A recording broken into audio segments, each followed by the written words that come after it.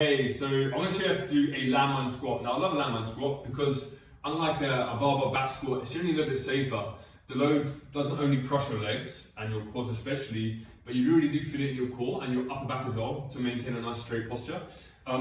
What's great about a landmine is that because of the way the weight sits, it allows you to maintain a nice straight posture, a nice straight torso that perhaps like a back squat doesn't really allow to do. So you can generally load it up a little bit more in terms of this and really get like a great bang for your buck while staying relatively straight and safe. So a simple setup. Obviously we've got the bar, we've got the attachment in, obviously 15 kilos on the bar here.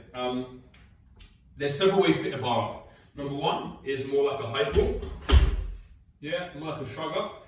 Or number two, okay, which some of you may prefer, is like from the side, lifting up, like so. Once we get into that position, I really want to kind of like angle into the bar, okay? Like pushing weight, a sufficient amount of weight and tension into the end of the bar. Now my hands, I don't know if you can see, I've got together like so. So the barbell sits at the bottom of each palm. I wrap my hands on top and my thumbs go behind.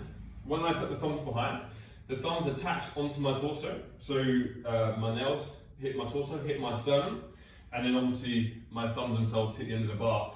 I want to maintain contact the whole way down, the whole way up. I don't want to let go and lose tension in that respect. I don't need the bar to travel away from me, especially at the bottom of the movement as well. A lot of people have a tendency to, as they drive up, push the bar away, but we don't want that. We kind of want to maintain that tightness in our lats and that tension in our back to keep the barbell nice and tight to our body. All right.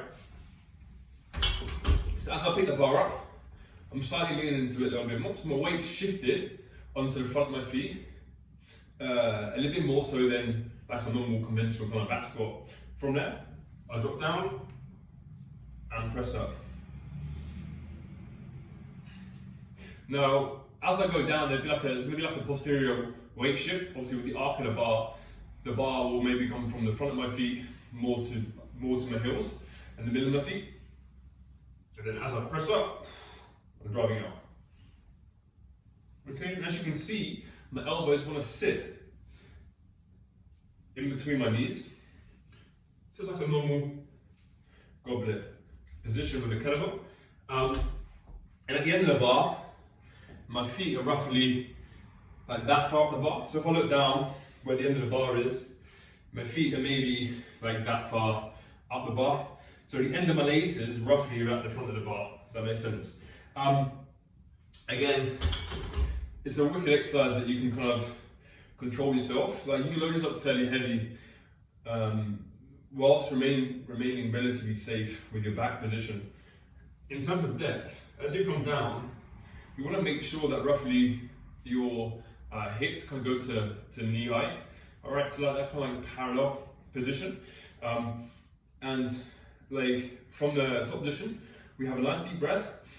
We create tension in our lats, hold the out position, so brace out position.